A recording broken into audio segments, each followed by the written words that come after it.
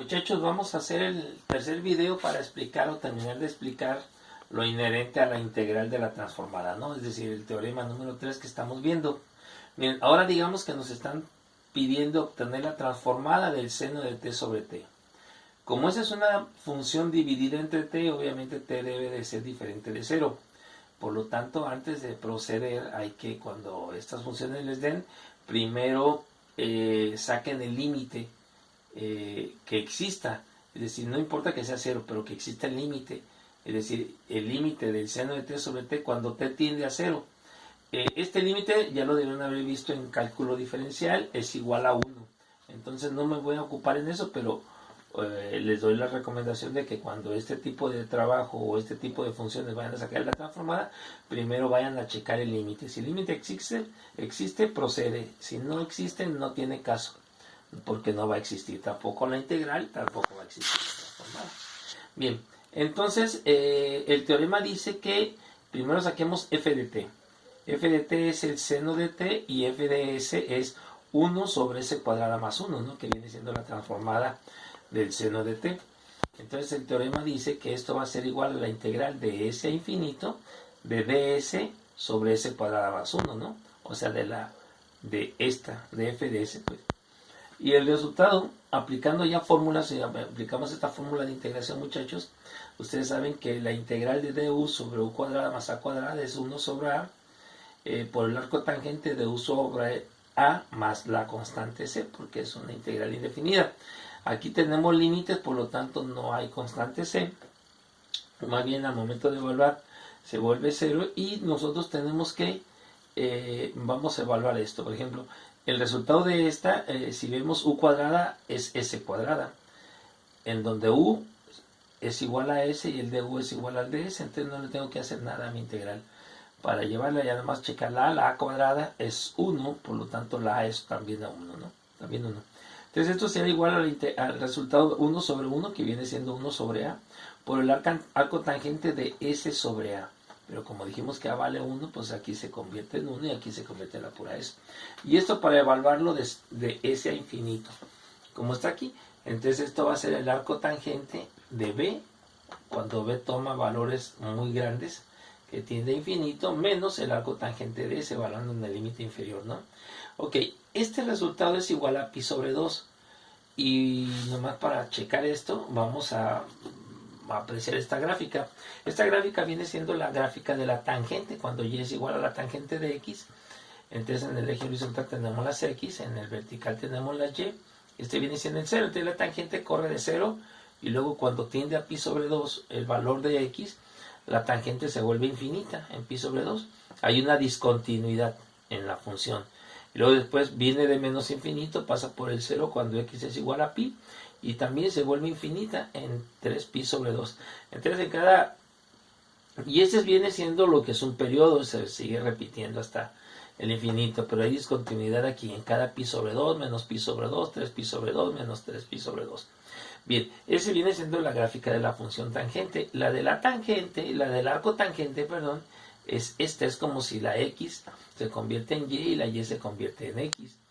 Entonces, la función de arco tangente sí tiene, no todas las funciones tienen función inversa, esta sí la tiene y su función inversa es esta, es decir, cuando x toma valores del ángulo muy grande, la gráfica viene de menos infinito hasta más infinito, como aquí. Entonces se dice que cuando x toma valores muy grandes, positivos, su límite es pi sobre 2, y cuando x toma valores muy grandes negativos, su límite es menos pi sobre 2. Entonces por eso esta evaluación se convierte en pi sobre 2.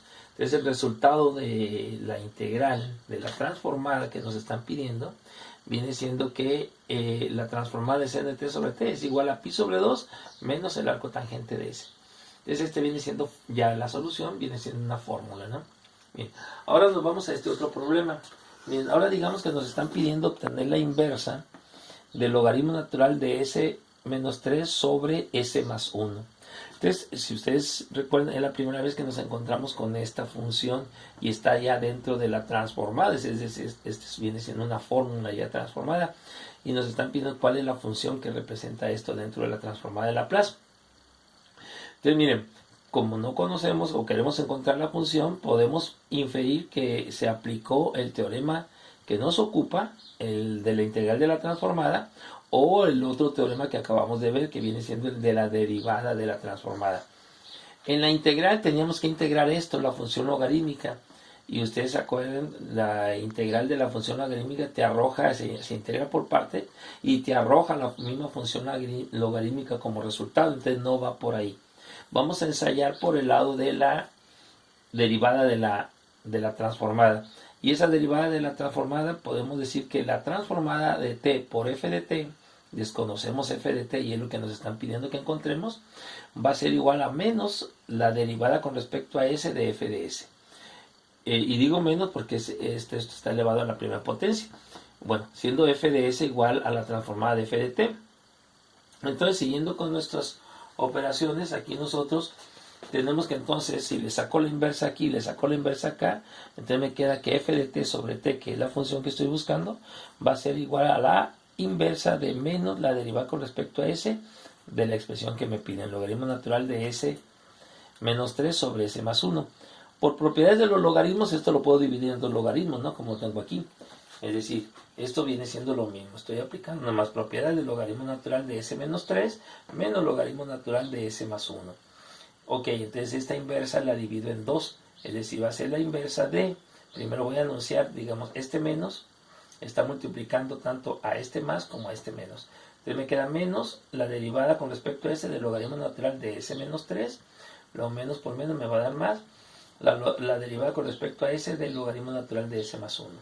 Ok, la derivada del logaritmo, ustedes ya lo saben, aquí tenemos la fórmula de la derivación del logaritmo.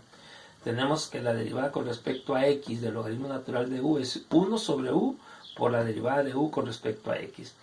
En este caso, u vale s menos 3 y s más 1. Y la derivada con respecto a s de esta expresión que está entre paréntesis, pues es nomás igual a 1. Entonces me queda que esta expresión derivada es menos 1 sobre s menos 3. Este menos es este y esto es la derivada. Más la derivada de esto me queda 1 sobre s más 1 por la derivada de s más 1 que viene siendo 1. Entonces eso ya no se pone. Me queda esto. Bien, se fijan, aquí ya no existe la función logarítmica. Entonces hay que sacar la inversa. Entonces esto va a ser igual a la inversa de esto menos la inversa de esto, poniendo primero el positivo. Y la inversa de esto reconocemos por fórmulas que es igual a e a la menos t. Porque este es positivo, este se vuelve negativo. Menos, este es el signo, e a la 3t. Porque este es negativo, este es el positivo. Entonces t por f de t es igual a e a la menos t menos e a la 3t. Ya nomás esto lo paso para acá dividiendo y me queda que la función buscada es e a la menos t menos, que es este menos, e a la 3t sobre t.